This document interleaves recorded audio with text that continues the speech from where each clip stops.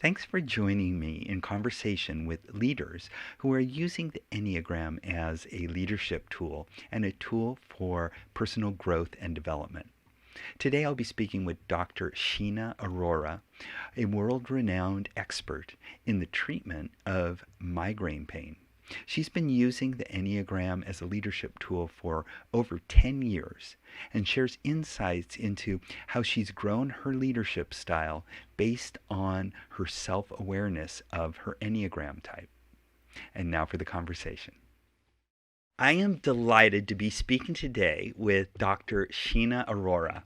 Dr. Aurora is a world-renowned expert in the field of neurology with extensive experience in mechanisms for migraine-related pain.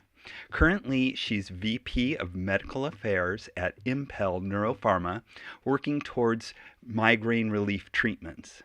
Sheena served in leadership roles in numerous organizations like Eli Lilly, Stanford University, Swedish Neuroscience Institute in Seattle. And in fact, Sheena was voted as one of the best doctors in Seattle magazine's Seattle's Best Doctors in both 2010 and 2011. So what an amazing list of accomplishments. So Sheen is also a close family friend, and we've had many conversations about the Enneagram, and she's used her knowledge of the system in the workplace, and I'm eager to learn how the Enneagram has served her as a leadership tool. So Sheena, thank you so much for joining me today. Thank you, Matt. Always a pleasure. And thanks for all the inspiration. And I thank you every day when I'm using the tools to, try and be a better leader. That is fantastic. So I think that we did an Enneagram workshop together. Probably the first time was at Stanford. So you've been using it for over 10 years now. Yes, I think at Stanford it was more of an individual, test, and I came to your workshop. Oh no, actually, you did work with some of my colleagues there. That's correct. That's correct. Right. Yeah. Yeah. We Yes. I remember we met with a group and we Yes. did a little thing. So that was really Yeah. great. That's correct. So, well, let me start by asking you this: as you were, on your Enneagram journey, what did you discover about yourself that you really didn't know or appreciate before? Oh, yeah, thank you, Matt. So one is when I just looked at Enneagrams and, was talking casually, I was labeled as a 3. And, when I read about the 3, it sort of resonated. So I would encourage everyone who is really interested in this. As a neuroscientist, I'm also interested in the Enneagram because it makes more scientific, intuitive sense. Compared to some of the other personality tools, etc., that it is. I think it's a wonderful framework, and I'm a huge fan of your book, and I try and use that on almost on a daily basis. So, once I did the test and did a couple of workshops, I realized that I was an 8, and I think that just like other tools, I think that this gave me more of an insight to who I was naturally as a person, and perhaps some of the qualities of an 8, which I think everybody has some aspects in their Enneagram that works for them as a leader, and some perhaps that they need to work on, which intuitively doesn't come together. And it certainly, I've had a journey where as a physician and then as in a practice, I've been an individual contributor. And then when you take on leadership roles, you realize that those principles that make an 8 so strong as an individual contributor does not make you a good leader or a leader that I want to be.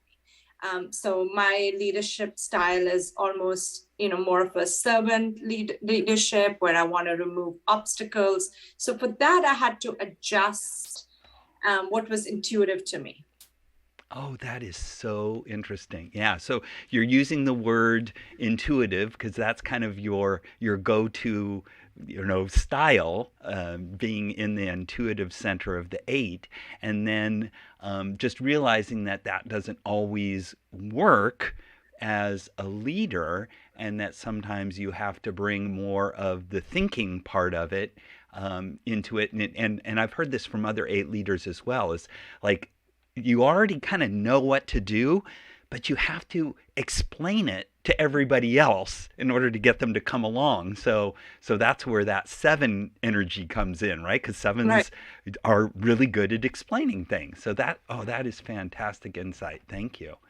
Well, so now, how are you using the Enneagram in the workplace, in terms of working with your team? Yeah.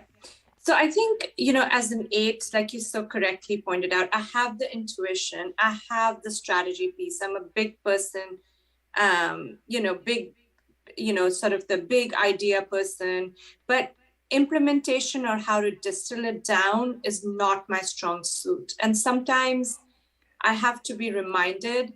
And what I've made my team aware is I want to be a better leader. These are the principles that I want to operate on. Are these the principles that you believe that I should operate on? So first I get a buy-in, and then I say to them, please help me get that, because I'm okay to be reminded that not everybody's on the same page as me. I remember when I was a lot younger and I didn't know that, I would give people the sort of the headline, and all the thinking that had gone behind me bringing that to fruition was, to me, it was just not important. But I do realize that now it's not only important to get somewhere, but how you got there and how to bring everybody along. It works a lot better. Now, Yeah. I can't promise I do it every time, but I do try. Right, right, right. Well, and I love how you've brought your whole team into the conversation and established that kind of baseline for how to work together, and then reminding people that you want to be held to a standard, and it's okay for people to remind you that, hey, we're living to this standard. So that's what a great conversation to have with your team. That's fantastic. So now, having used the Enneagram for a while, and reflecting on it, what advice would you give to other leaders of your same Enneagram Type 8? So I think that one is realize that you're an 8 and embrace it. I think in my whole life, I've tried to get away from being an 8, but I think you embrace it, you realize the qualities that you intuitively have, and you try and, and although I do believe in honing on strengths, I also realize that sometimes when your things that, that make your strengths not appear as strengths. So, for example, I have, my sense of humor is a bit sarcastic, and that doesn't always bode well, particularly with my teenage children. And I would say that even, as part of being a team leader, sarcasm is not, you know, embraced by all. So I would say, use it to your advantage when you're trying to give the Cliff Note version to someone, or, when you're talking to another 8, then it's fine to use. So I think doing workshops and doing team building events. I think what I love about the Enneagram so much is that it's helped me figure out who I am, and having figured out who I am makes me a better leader. Yeah, yeah. Well, yeah, that's so well said, and that's so interesting how you point out that when you're with other people of your type, it's just so easy. Things just click. But not everybody is your same type, and other people have different perspectives and different sensitivities, and you are learning to essentially modulate some of your type A behaviors, or excuse me, type 8 behaviors, when you're with other types. And then, and another thing that you brought up too, I think, which is really important, that especially for women in leadership roles, oftentimes it is more challenging, and there's a lot of societal pressure, that you mentioned. It's like, I don't want to be a type 8, but look at, you are a type 8, and and you should be allowed to be a type 8 and be the leader who you are. And I think, like you said, just embrace it and then understand it and move forward with it. And, that's such great advice, Sheena. So thank you so much. Yep. And yeah. And Did you want to have a final thought you wanted to share? Yeah, I just wanted to share that, when you said other women, I now know a young woman who's, in her, mid-20s, who is in marketing, and, she's, so, I just asked her, I said, what do you guys do these days, for team building? I just took on a new team, and she said, oh, we do the Enneagram. I said, oh, I love the Enneagram.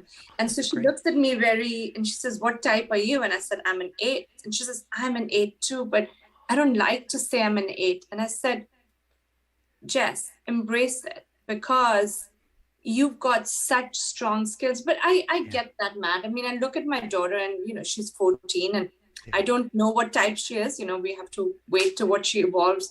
But it's confusing for women. Like, do you lean in? Do you not lean in? Lean in doesn't seem to be working. And I think that's a personal struggle that all type 8 women go through, because intuitively we are, that's our nature. We are big picture, big ideas, big strategists. We are the visionaries. We get it. We can gel things together, and we want to go at 1,000,000 miles an hour, and we just want people to remove, get out of our way and just let us go. And I think that becomes really, really challenging. And so, if you think of other ideas, I would love to know them. I am trying to put together a, my particular field is migraine or headache. I want to put some networking for women together to see, how do we bring others along in this framework? Right. Yeah. That's so great. Well, thank you so much for sharing your thoughts and your insights with us today, Sheena. I can't tell you how much I've enjoyed our conversations and working with you on this, and how much you've embraced it. And I hope that you'll come back and share more insights in the future. Absolutely, Matt. It's a pleasure, and you've helped me so much. So the feelings are mutual. Thanks. All right. Thank you so much. Bye now. Bye. Thanks for watching. Sheena made so many great points about being a type 8 leader. Type 8s have very strong intuition and often know exactly what to do. The problem is, when working with teams, they might not be on the same page. And Sheena describes that she's learned to take the time and carefully explain everything to her team in a logical way. And she describes that as tapping into the type 7 dynamic, which I thought was very insightful. And then I also appreciated her perspective as a woman leader, and the importance and challenges of accepting and embracing being a type 8 leader in an organizational situation. So if you found this helpful, please click on the thumbs up button, subscribe to the channel, and get notifications of future episodes. And if you have any questions, please leave them in the comment section, and I'll get to them as soon as possible. Thanks again.